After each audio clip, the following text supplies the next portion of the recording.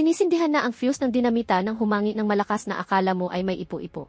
Nagpakita si Mr. Zero dala-dala ang hari ng Alabasta Kingdom. Tinanong ni Vivi kung nasaan si Luffy at sinagot na patay na ito. Pero hindi pinaniwalaan ni Vivi si Crocoboy. Samantala, naisip ni Nami na ang lahat ay lumalaban habang siya ay walang magawa kundi magtago. Kaya kinuha ni Nami ang armas na dinevelop ni Usopp para sa kanya at nag-decide ng lumaban.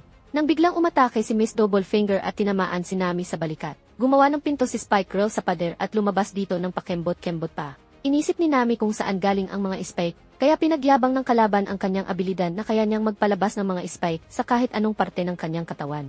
Naghanda na si Nami para lumaban tapos kanyang inalala ang instruction ni Usopp sa paggamit ng kanyang armas. Gamit ang baston magagawa ni Nami na magpalabas ng hangin, ulap-ulan at kidlat. Sinubukan niya itong gamitin pero para siyang magician na naglabas ng ibon. Kaya binato niya ang armas dahil wala raw silbi. Pero muling sinubukan ito ni Nami at gumawa ng hugis baril.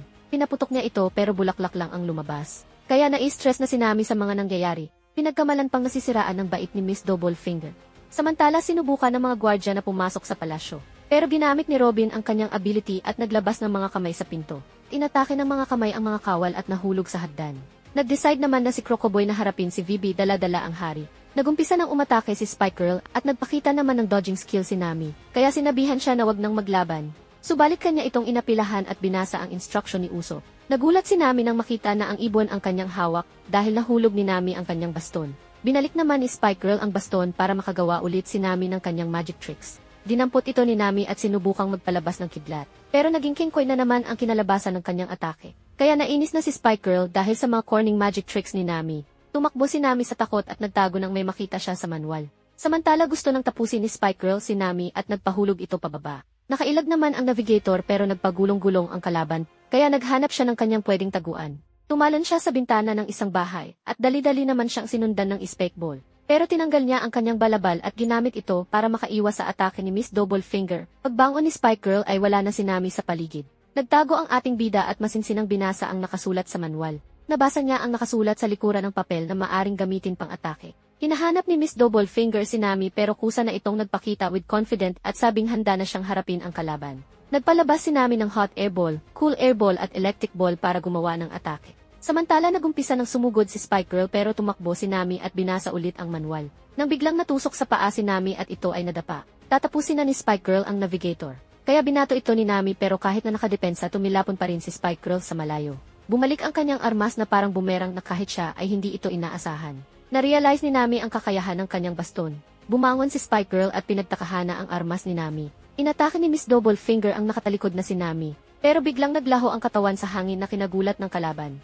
Lumabas sa likod ang nagyayabang na si Nami at pinaliwanag na isa yung mirage. Hindi makapaniwala si Spike Girl na kaya ni Nami na gumawa ng ganun. Kaya naghanda ulit si Nami para lumaban. Pinako ni Mr. Zero ang hari sa pader na parang picture frame. Nag-uusap ang mag-ama ng sinira ni Crocoboy ang madramang usapan ng mag-ama. Sabi nito na wala siyang planong buhayin sila dahil balak umupo bilang hari ng Alabasta Kingdom. Tinanong ang hari kung nasaan ang Pluton. Nagulat ang hari na alam ito ng kalaban. Ayon kay Crocoboy na isa itong ancient weapon na kayang umasak ng isang isla sa isang putok lamang. Walang naman ideya si Vivi at saka sa mga sinasabi ni Mr. Zero. Ang nais ni Crocodile ay makuha ito at magkaroon ng military power. Subalit tinanggi naman ng hari ang kanyang kaalaman tungkol sa Pluton. Inaasahan naman na ni Crocoboy ang pagtanggi ng hari. At sabi nito na 20 minutes na lang makakalapit na ang mga rebel army sa palasyo. After 30 minutes naman ay mangyayari na ang kanyang plano at magkakaroon ng isang malakas na pagsabog sa Palace Square. Kaya kinabahala ng mag-ama ang pinaplano ni Crocodile. Pero sabi ni Crocoboy na baka magbago pa ang kanyang isip pag sinagot ng hari ang kanyang second question. Tinanong kung nasaan ang puniglip pero walang no choice ang hari para maligtas ang Alabasta Kingdom kaya nakipag-cooperate ito. Samantala, naghahabulan sila Nami at Miss Double Finger. Nagtago si Nami at pinagpatuloy ang pagbabasa ng manual. Binasa nito kung paano gamitin ang Tornado Kempo na maaari lang niyang gamitin ng isang beses. Subalit dumating ang kalaban at kinorner si Nami. Tatapusin na niya ang dalaga pero mabilis na nakatakas ito. Tumakbo si Nami at biglang nabitawan ang kanyang armas pero nasapo ito ng kalaban. Kaya binawi ng navigator ang kanyang armas at nag-isip ng strategy. Habang pinagmasdan ni Nami ang mga bula at naisip na kailangan nito ng moisture sa hangin. Kaya ginamit nito ang kanyang rain tempo at nagmukhang sprinkler. Ininsulto naman siya ng kalaban dahil mukhang katawa-tawa. Kaya sumugod na si Miss Double Finger gamit ang kanyang stinger. Si Nami naman ay nagpalabas ng maraming bula sa ere at inilagan ang malupit na atake ng kalaban na gumawa ng malaking butas sa pader. Tinusok ni Spike Girl ang kanyang balikat at lumaki ang kanyang braso na parang naka-steroid. Pagtingin ni Nami papasugod na ang galit na si Miss Doublefinger at sumuntok ito na kinawasak ng gusali. Samantala, habang sila Usopp at Chopper ay naglalakad ay nakita nila si Sanji. Nakita ng mga Straw Hat ang maraming paparating na mga rebel army, kaya nagmadali na silang pumunta sa palasyo para matulungan si Vivi. Samantala, nadapa si Nami dahil sa natamong sugat at nilapitan ito ni Spike Girl. Tumawa si Nami nang makita ang ulap na kanyang ginawa, kaya nagtaka ang kalaban sa reaksyon ng dalaga. Pero naisip ni Nami na palakihin pa at muling naglabas ng maraming bula. Pero muling umatake ang kalaban kaya tumilapon si Nami. Kaya tanong ni Spike Girl na kung handa na bang mamatay ang dalaga. Pero sagot ni Nami na mauna kasabay hagis ng kidlat. Pagtingin ng kalaban sa taas ay nakita ang isang thundercloud. Bumagsak ang napakalakas na kidlat na tumama kay Miss Doublefinger at ito ay nakukuryente. Nakita ni Nami na natusta ang kalaban pero buhay pa rin at galit at siya ay inatake. Kaya natusok si Nami pero isa na naman pala itong Mirage. Lumabas sa likod ang navigator at nagyayabang na sinasabi ang weather forecast. Naisip ni Nami na kailangan niyang ma-sure hit ang kalaban dahil isang beses lang niya pwedeng gamitin ang atake. Nakita ni Spike Girl na hindi makakatakbo ang dalaga dahil sa sugat. Kaya umatake ito at hinarangan naman ni Nami gamit ang kanyang paa at natusok ito kaya napasigaw sa sakit. Tinulak niya si Spike Girl at tinutok ang kanyang armas rito. Dahil malapit lang ang kalaban kaya siguradong hindi siya magmimintis. Inactivate niya ang kanyang Tornado Kempo at mailumabas na mga laruan rito. Kaya kinabahan si Nami dahil inakalang ito ay magic trick na naman. Nang tumali ang mga ibon sa katawan ni Spike Girl at nag-umpisang pumihit ng pabilis. Nagpaikot-ikot ito na pati si Miss Doublefinger ay nadamay sa pag-ikot. Pumutok ang armas at tumilapon ang kalaban habang patuloy sa mabilis na pag-ikot. Kaya tumama ito sa pader at knockout ito sa lakas ng Tornado Kempo. Bumangon si Nami at nakita ang bakas ng katawan ng kalaban. Nakita nitong tumago si Spike Girl sa mga pader at walang malay na nakabulagta. Kaya tuwang-tuwa si Nami dahil nagawa niyang talunin si Miss Doublefinger. Samantala, sabi ni Zoro na kilala niya si Semipanot na dating tanyag na bounty hunter sa East Blue. Kaya nagtataka ito kung bakit naging aso-aso na lang ni Crocodile. Nagseryoso na si Mr. One kaya sinuot na ni Zoro ang kanyang bandana na sinyalis na siya ay serious mood na at naghandang umatake. Pumosisyon ang ating bida at ginamit ang kanyang attacking bull ni Del at sunod-sunod na tinusok si Semipanot. Pero parang gawa sa matibay na bakal ang katawan ni Mr. One dahil wala itong tinamong galos. Kaya sabi ni Zoro na hindi pala kita matatalo hanggat di ko nagagawang humiwa ng bakal. Sagot Semipanot ang paghiwa, pagpitpit at pagbato ay walang epekto sa kanya. Sagot ni Zoro na aaralin niyang humiwa ng bakal sa oras na yon para mapunta sa next level ang kanyang sword skill at tatapusin ito si Mr. One. Kaya nagumpisa ng sumugod si Semipanot at sumipa ito na agarang nasalad ng swordman. Nagtatagisan ng pisikal na lakas at kayabangan ang dalawa mandirigma. Tinulak ni Zoro si Mr. One pero agaran naman itong umatake pabalik. At saka tinulak si Zoro ng dalawang kamay na nakalapat sa espada. Bawat atake ni Mr. One ay nagkakaroon ng patalim. Kaya umatras si Zoro pero hindi ito hinayaan ni Semipanot. Tuloy sa pag-atake ang dalawa sa isa't isa na parehas na agresibo sa kanilang laban. Tinamaan ng pag-atake ni Zoro si Mr. One at napaatras ito. Agaran pumosisyon si Zoro at ginamit ang kanyang onigiri at tinamaan ang kalaban. Tumalon si Zoro at ginamit ang kanyang Tiger Eye Slash. Ginamit ni Zoro ang ilan sa kanyang mga ultimate attacks at nakitang nakatayo lang si Mr. One at walang galos. Sa pagkakataong ito ay si Semipanot naman ang umatake na agarang naiwasan ng swordsman. Nagpatuloy siya sa pag-atake ng matatalim na sipa na dinidepensahan naman ng swordsman.